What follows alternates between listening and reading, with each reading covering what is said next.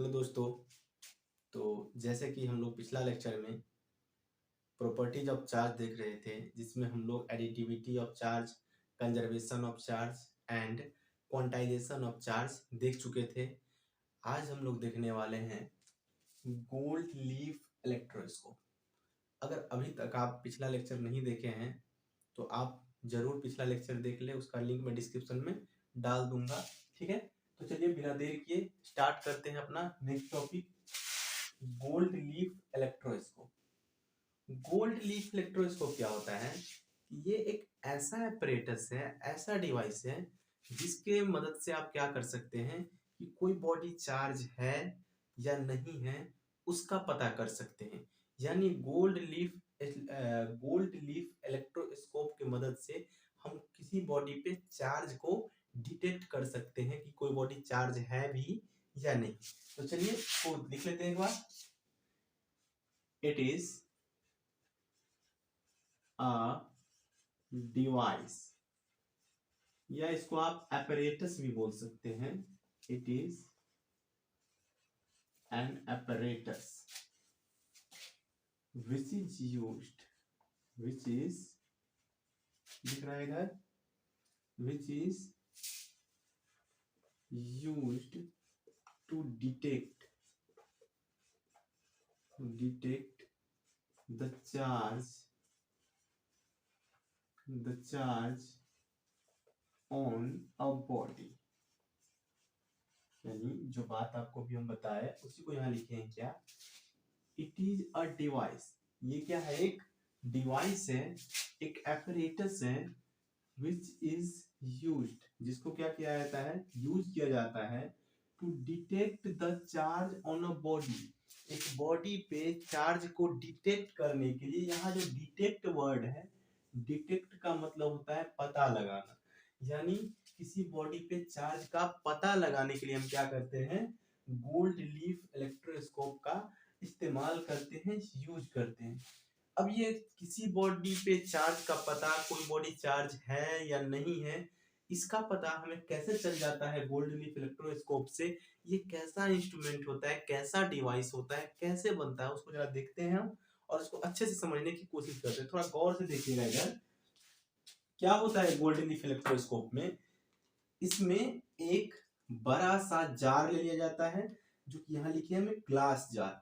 तो एक बड़ा सा जार ले लिया जाता है और इस जार का जो मुंह होता है, इसको क्या किया जाता है, एक कॉर्क डाल के इसको बंद कर दिया जाता है। यानी जैसे आप बचपन में मिट्टी तेल लेने जाते होंगे तो उसमें क्या करते थे कि जो हम लोग मकई खाते हैं तो उससे क्या करते, उसको बंद कर देते, नहीं? उसी तरह का क्या है, एक कॉर्क होता है, जिस कॉर्क से मदद से क्या करते हैं, इसको हम छेद को बंद कर देते हैं, जार के मुंह को बंद कर देते हैं। और इस कॉर्क से, यहाँ लिख भी दिए हम कॉर्क, एक कॉर्क में से क्या करते हैं, हम एक कॉपर के वायर को ऐसे कॉर्क को छेद करते हुए अंदर ले जाते हैं।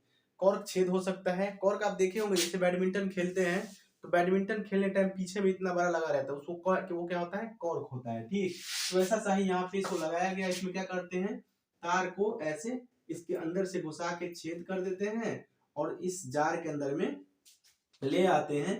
ये जो कॉपर का वायर दिख रहा है, इस कॉपर के वायर को क्या करते हैं, यहाँ पे हल्का सा मोड़ देते हैं, ऐसा मुड़ा हुआ होता है, इसको बोलते हैं ऐसे, ऐसे हुक बना रहता है, ऐसे तार ऐसे लटका रहता है ऐसे, और ऐसे हुक बना रहता है। ठीक, यहाँ पे क्या है, एक हुक बना हुआ होता है और इस हुक पे क्या किया जाता है, एक गोल्ड के फॉइल को, एक सोना या गोल्ड के पत्ती को क्या किया जाता है, लटका दिया जाता है। जैसे मान लीजिए कि ये मान लीजिए गोल्ड फॉइल है मेरा, ठीक है, और ये मान लीजिए हुक है रॉड का, तो इस रॉड पे ऐसे गोल्ड फॉइल को लटका दिया गया। समझ पा रहे बात? ठीक है, ऐसे जैसे मान लीजिए कि ये हुक है, ऐसे हुक है, ठीक दिख रहा है इधर, ये हुक है मान लीजिए ऐसे, और ये गोल्ड फॉइल ऐसा है, इसको क्या कर दिया गया, ऐसे लटका दिया गया, ऐसे क्या कर दिया गया, लटका दिया गया। तो ऐसे लटका हुआ इस पे गोल्ड फॉइल, ठीक है। उसी तरह क्या किया गया, इस हुक पे ऐसे लटका दिया गया है गोल्ड फॉइल को। जब यहाँ पे कोई बॉडी चार्ज बॉडी के करीब में नहीं रहता, कोई पर क्या रहता है, ये गोल्ड फॉइल का ये वाला सिरा और ये वाला सिरा क्या होता है, नजदीक रहता है, थोड़ा सटा हुआ होता है। ठीक, और यहाँ पे एक मेटल फॉइल का भी हम लोग यूज करते हैं, जो कि यहाँ पे हम लिख दिए हैं, यहाँ पे एक मेटल लगाया हुआ रहता है। ठीक, तो ऐसा सा स्ट्रक्चर आपको दिखता है गोल्ड लीफ इलेक्ट्रोस्कोप का।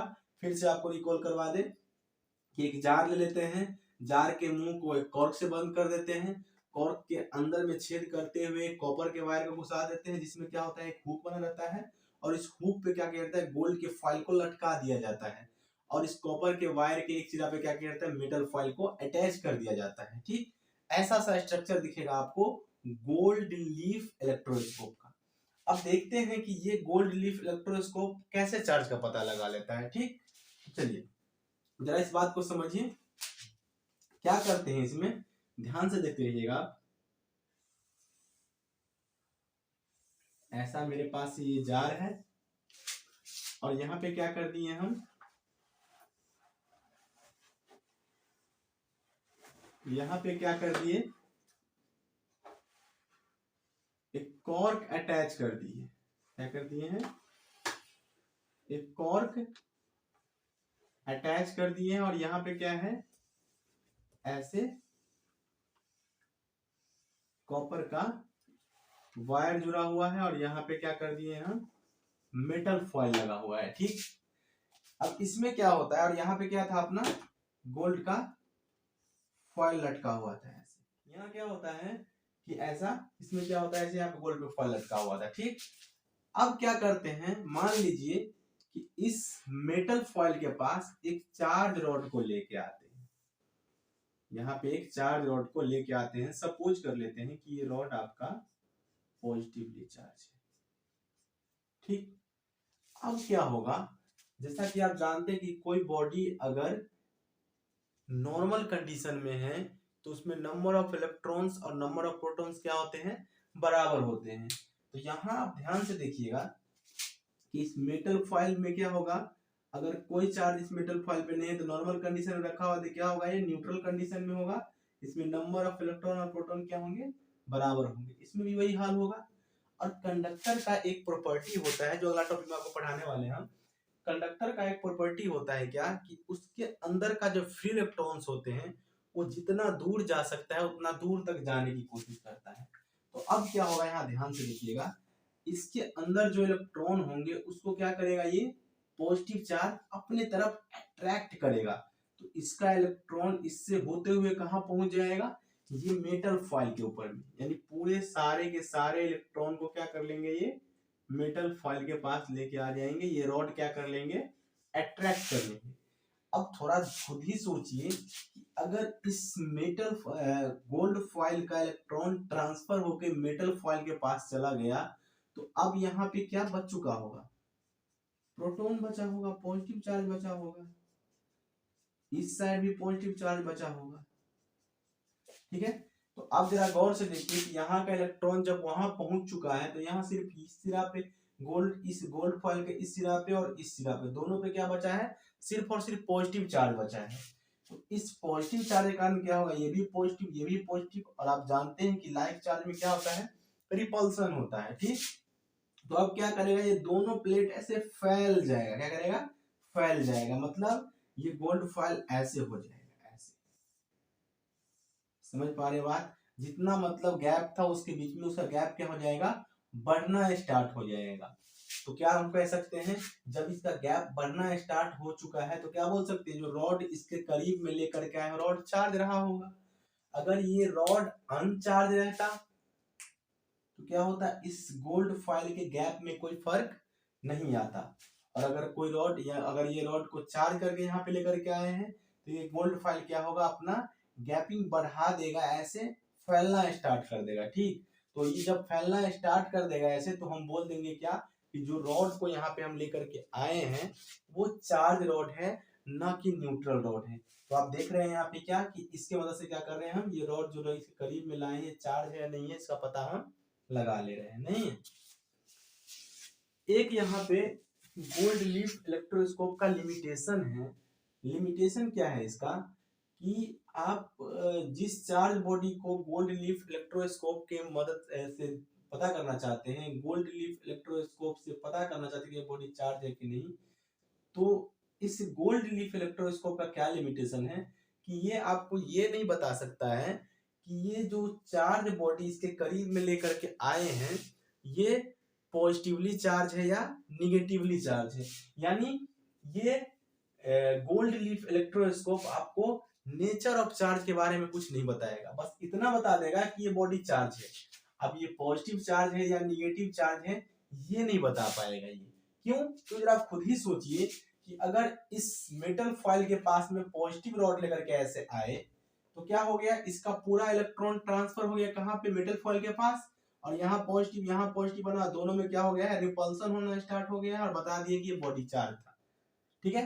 अब मान लीजिए यहाँ पे निगेटिव रॉड लेकर के आते तो निगेटिव रॉड लेकर के अगर आप आइएगा तो क्या होगा, इसका पूरा का पूरा प्रोटॉन हो जाएगा यहाँ पे जमा, और इलेक्ट्रॉन क्या हो जाएगा, इस सिरा पे आना स्टार्ट हो जाएगा। नहीं, अब यहाँ भी इलेक्ट्रॉन जमा हो चुका है, यहाँ भी इलेक्ट्रॉन जमा हो चुका है, फिर से दोनों पे क्या होगा, सेम नेचर का चार्ज, और फिर से रिपल्सन भी शो करेगा। नहीं, तो अब बॉडी पॉजिटिव चार्ज हो या निगेटिव चार्ज हो, जिस रॉड को आप लेकर के आए हैं यहाँ पे वो पॉजिटिव चार्ज हो या निगेटिव चार्ज हो कोई मैटर नहीं करता है। रॉड क्या करेगा, हमेशा रिपल्सन दिखाएगा, अपने बीच का गैप ज्यादा करने लगेगा, फैलना स्टार्ट हो जाएगा। नहीं, तो हम गोल्ड लीफ इलेक्ट्रोस्कोप की मदद से ये जानकारी नहीं दे सकते हैं कि बॉडी पे किस नेचर का चार्ज है, सिर्फ और सिर्फ आप ये पता कर सकते हैं कि बॉडी चार्ज है। इसीलिए हम यहाँ पे लिखे भी हैं, it is a device which is used to detect the charge on a body. सिर्फ और सिर्फ ये डिटेक्ट करता है चार्ज को किसी बॉडी पे, पता करता है कि बॉडी चार्ज है या नहीं। ये नहीं बता सकता कि बॉडी पे किस नेचर का चार्ज है। ठीक है, उम्मीद करते हैं आपको ये बात सब समझ में आ रही होंगी। ठीक, तो आज का वीडियो यहीं तक रहने देते हैं, हम नेक्स्ट क्लास में देखेंगे डिफरेंट टाइप के मटेरियल के बारे में, जैसे कंडक्टर हो गया, इंसुलेटर हो गया, सेमी कंडक्टर हो गया, इस सब के बारे में हम नेक्स्ट क्लास में देखते हैं। पढ़ाई करते रहें, मिलते हैं नेक्स्ट क्लास में, तब तक के लिए